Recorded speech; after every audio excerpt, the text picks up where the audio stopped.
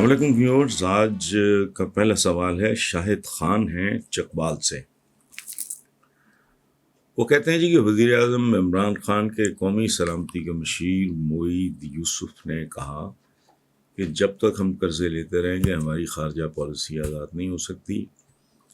ان کا یہ بیان تو ہماری آزادی پہ سوالیہ نشان کھڑا کر رہا ہے۔ ہم اس قرض جیسی لعنت سے کب چھٹکارا پائیں گے؟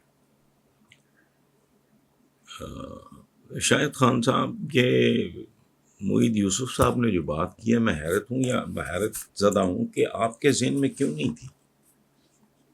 ہم لوگ ایک مخصوص طریقے سے سوچنے کے کامن سینس کی بات ہے۔ یہ اپنی ساورنٹی گروی رکھنے کے برابر ہے، اس میں تو کوئی شک ہے ہی نہیں۔ اور عربی کے محاورے ہیں بڑے زبردست۔ ایک ہے کہ مقروض ذبح کیا ہوا جانور ہے۔ ذبح کیا ہوا جانور کیسا ہوتا ہے؟ وہ پھڑکتا پھڑکتا ہے بہت۔ دیکھا ہوگا کبھی آپ نے، یہ جو برائلر کے لوگ کام کرتے ہیں، وہ ایسے چھری پھیر کے پھر پھینک دیتے ہیں ڈرم میں، وہاں پھڑکتا رہتا ہے، پھر تھوڑی دیر میں ٹھنڈا ہو جاتا ہے۔ اور یہ بہت بڑی لیکن بہت تلخ حقیقت ہے۔ تو جن لوگوں کی زندگیاں ادھار پہ ہیں، ان کی ساورنٹی بھی ادھار پہ ہے، ان کی خود مختاری تو مذاق خیز بات ہے۔ جہاں تک تعلق ہے کہ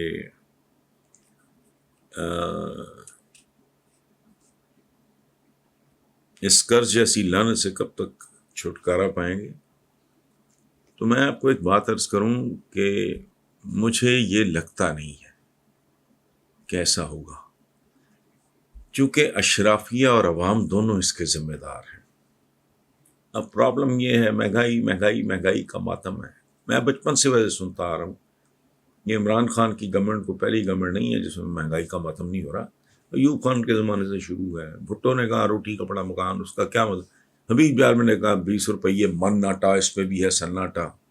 تو اس طرح کی نظمیں اس وقت نئی بات نہیں، لیکن جو آپ نے جو سوال پوچھا ہے، اس لعنت سے نجات پانے کے لیے آپ کو اپنے کچھ رویوں سے نجات پانی پڑے گی۔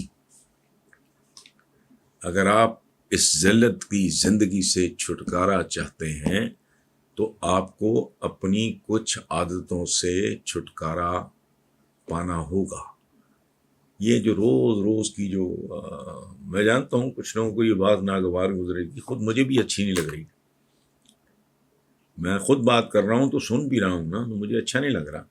یہ بظاہر بہت کیلس اور شفاق بات لگتی ہے، لیکن ریالٹی ہے۔ پیٹ کاٹ کے قرض ادا کریں، ڈائریکشن آپ کی ٹھیک ہو جائے گی۔ اور میں آپ کو یقین دلاتا ہوں، جس کی چاہے آپ قسم کھا سکتا ہوں، آپ کی ڈائریکشن ٹھیک ہے۔ 3 سال میں ان سے تقریباً دگنا تو نہیں، اس سے تھوڑا ذرا کم قرض ادا کیا ہے عمران نے۔ تو ڈائریکشن ٹھیک ہے، سمت بھی ٹھیک ہے، سپیڈ بھی ٹھیک ہے، لیکن ہم لوگوں کے رویے جو ہیں وہ خودکشی والے ہیں۔ جس طرح کی میں باتیں پڑھ رہا ہوں، اس کا نتارہ کرنا ہے تو پیٹ پہ پتھر باندھنا ہوگا، اس کے علاوہ کوئی صورتحال نہیں۔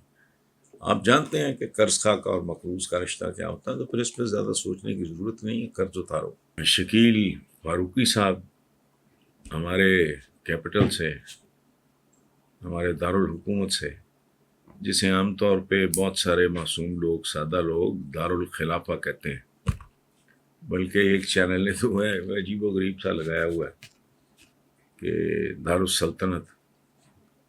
تو میں ویسے ہم ہی وضاحت کر دوں، بچوں کو پتہ لگ جائے جو ینگسٹرز ہیں، اسلام آباد دارالخلافہ نہیں ہے، نہ دارالسلطنت ہے، یہ صرف ایک دارالحکومت ہے۔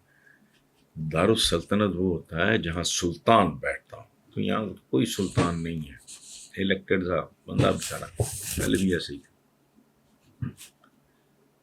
دارالخلافہ اس کو کہتے ہیں جہاں خلیفہ امیر المومنین ہے، تو ہمارے یہاں وہ بھی نہیں ہے، اس لیے یہ دارالحکومت ہے۔ اچھا، تو بہرحال شکیل صاحب اسلام آباد ہمارے دارالحکومت سے وہ کہتے ہیں جی کہ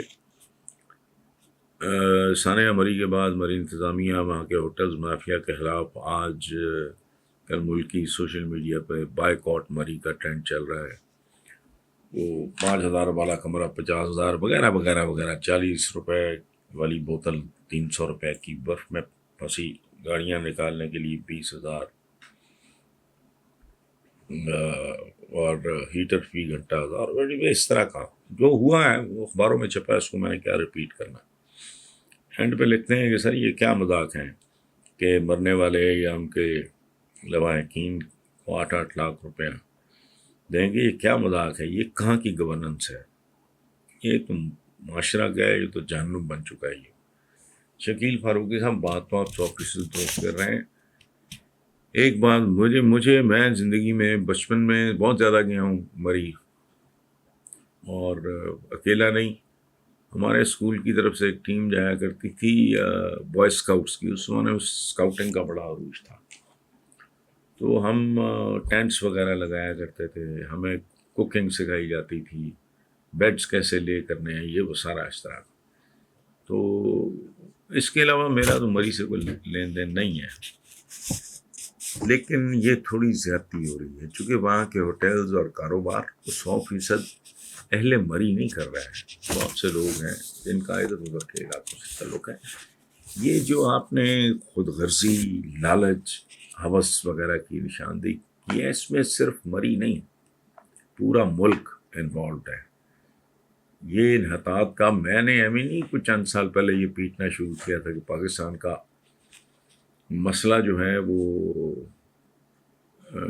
ڈوبتی اقتصادیات نہیں، ڈوب چکی اخلاقیات کا پرابلم ہے۔ تو یہ خاص طرح کا ایک ہمارا بے شمار چیزیں جو ڈیلی رپورٹ ہوتی ہیں ان کا تعلق تو مری کے ساتھ نہیں ہوتا، اس لیے وہ تو خیر مناسب نہیں ہے۔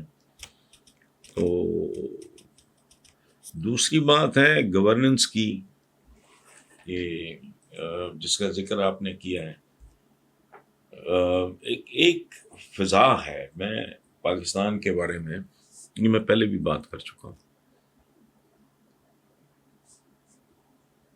یہ ہمارا جو سماج ہے یہ ایک پرو بدی،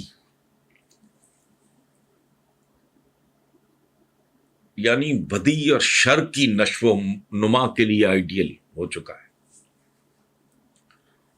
یہ پرو بدی، پرو شر اور خیر کا دشمن معاشرہ ہے۔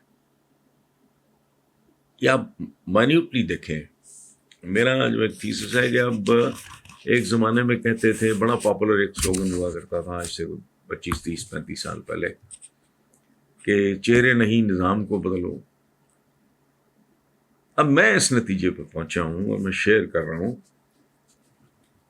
کہ نہ چہرے بدلو نہ نظام بدلو، اس ملک کے عوام کو بدلو۔ جب تک عوام نہیں بدلتے یہاں کچھ بھی ٹھیک نہیں ہوگا۔ بھئی حکومت نے اگر جاکہ ماری ہے تو بھی جو لوکل ایڈمنسٹریشن ہے ان کو تو ہوش کرنا چاہیے، آ چکا ہے۔ آج کل کے زمانے میں اس ایسی بات کرنے والے کو تو جوتے مارنے چاہیے، کہے کہ جی موسم، بھائی موسم کا تو پتہ ہوتا ہے، یہ کوئی انپریڈکٹیبل نہیں، اور اس سے پہلے آ بھی چکا تھا۔ یہ نہ عوام نے سنا ہے، نہ جو سو کالڈ ایڈمنسٹریشن ہے یہ وہ سنا ہے، تو جسے کہتے ہیں نا کہ آوے کا آوا ہی بگڑا ہوا ہے۔ اور پاکستانی معاشرہ ایک ایسے اونٹ کی مانند ہے جس کی کوئی کل سیدھی نہیں ہے۔ اور میرے اس جملے پہ پلیز آپ غور کریں، اس ملک کے عوام کو تبدیل کیے بغیر وی ہیو نو فیوچر۔ اس جملے پہ ڈبیٹ رکھ لیں، اگر آپ کو کوئی بات اس میں کوئی فلا نظر آتا ہے یا میرے کمیونیکیٹ کرنے میں کوئی کمزوری نظر آئے تو پلیز سوال کریں، ہم اس پہ ڈبیٹ کرتے ہیں آپس میں کہ عوام کو بدلنے سے میری مراد کیا ہے۔